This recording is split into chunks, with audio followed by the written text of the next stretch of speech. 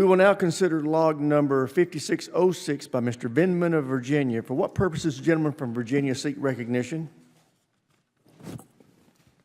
Mr. Chairman, I have an amendment at the desk. Clerk will please distribute the amendment. Without objection, the reading of the amendment is dispensed with. The chair recognizes the gentleman from Virginia for the purpose of explaining his amendment.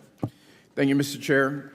During my 25-year Army career, I had the privilege of serving as a paratrooper infantry officer in JAG, and I had the honor of serving as Deputy Legal Advisor on National Security Council staff. I got a chance to work with inspectors generals across many different departments and agencies, and our inspectors general are skilled professionals. This amendment aims to protect those who conduct vital investigations and for the DoD itself. It will help ensure loyalty to the administration is not the determination for retention and prevent further decimation of this essential oversight workforce. Importantly, Congress has recently asked that OIG to investigate the use of unclassified networks, we've spoken about it a number of times today, like Signal, to discuss sensitive and classified information. This directly impacts the Secretary of Defense, and he's shared information about military operations in a chat. We know from what we've heard today that accountability matters, and the Inspector General investigation is at least a piece of accountability, an important piece of that. Overall, it's important to maintain a fully staffed OIG office to maintain oversight of DoD's operational leadership.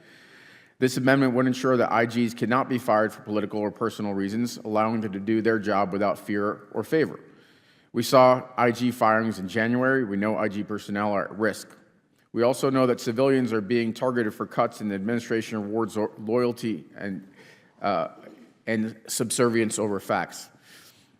The Inspector General Act of 1978 established independent oversight offices across various departments and agencies, including the Department of Defense. These OIGs conduct audits and investigate to detect and prevent fraud, waste, and abuse, which is a stated goal of this administration. The purpose of the IG, the primary goal is to improve the efficiency and economy of government operations by providing independent oversight of federal agencies. Independence is a critical aspect of this. While IGs report to the heads of their respective agencies, they also have a degree of independence to conduct their work without undue influence and interference. Reporting requirements include Congress. That is one of the key venues of how we receive our information. That's why it's so important to have independent IGs that function at each department agency. IGs have various powers, including the ability to conduct audits, investigations, issue subpoenas, and access agency records. IGs play a critical role in preventing and detecting fraud, waste, and abuse, promoting economy and efficiency, and ensuring agencies are held to accountable to the public. Really, the original sort of Doge, if you will. That's why it's critical that we support IGs and prevent them from being politicized. I urge you to support this mission at DOG and vote yes. Gentleman yields back. Chair now recognizes himself. Once again, this amendment unnecessarily restricts the President and the Secretary of Defense from managing DoD personnel. I oppose all amendments that place unnecessary limitations on the President and the Secretary of Defense's authority to dynamically manage their workforce. Chair now recognizes the gentleman from California, Mr. Garamendi.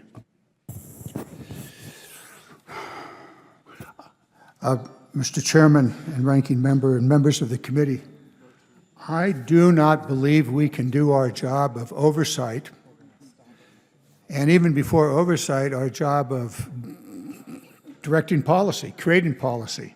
What direction should the Department of Defense go? What should it be doing? Should it do this? Should it do that? Should it do neither? We do not, despite an absolutely terrific staff, some of whom are behind me, others behind other members here at the top row and then at the table, we depend upon the Inspector General. They have been there day after day. They specialize in specific sets of issues, and they do their report, and then that report could be classified, more likely public, and it gives us the information that we must have to set policy. It's not a matter of the President doing the right thing or the wrong thing, or HeadSec's doing the right thing or wrong thing by reducing the number of IGs out there. This is for us. This is for the American taxpayer.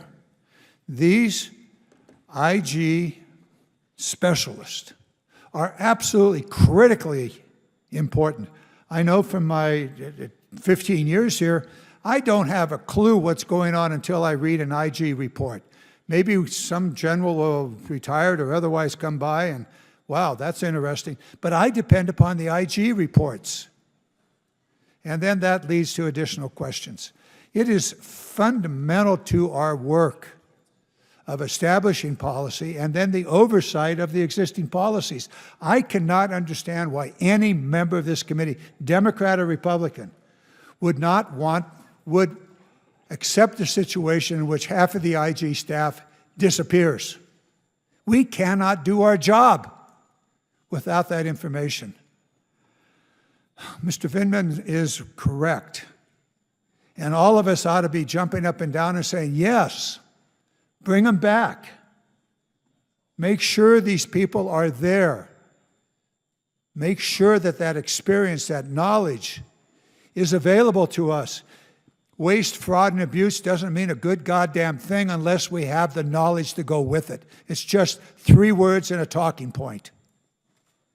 It's critically important that we have the information. And often, not always, but often it comes from the IG. Mr. Vindman, don't ever give up on this. It's critically important. Any chance you get, drive this issue. And those of us that care about waste, fraud, and abuse will be with you. Gentleman yields back. Chair, I recognize the ranking member.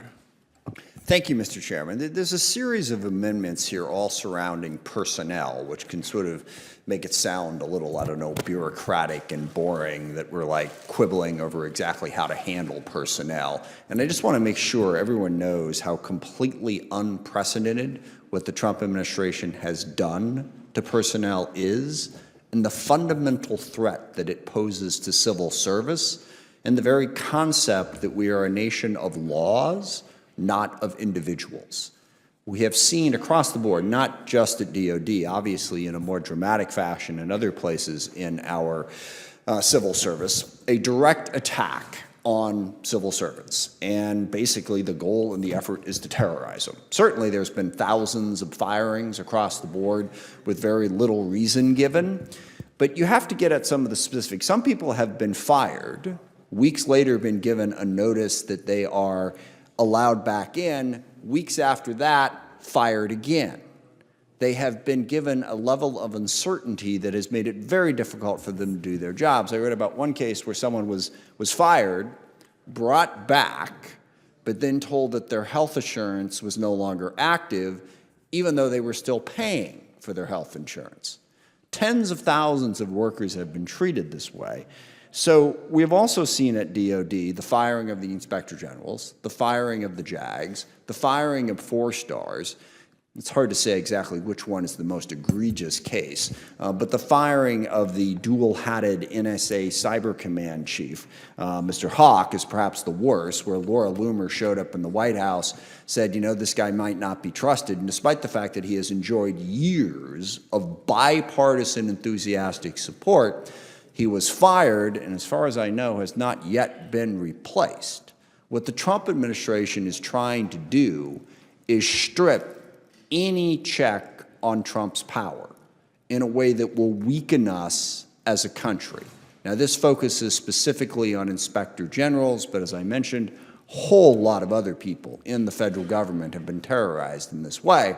And as I alluded to earlier when we were talking about the problem with the Secretary of Defense using a signal chat for secure communications, yes, there is an acting inspector general, but when the Trump administration makes it clear that loyalty is the one and only test that is going to apply for you to keep your job, are we going to be able to continue to rely on these independent reports in the way we have in the past? Clearly not. So I think this committee should exercise its oversight authority to say civil service still matters. Laws still matter. We still need oversight.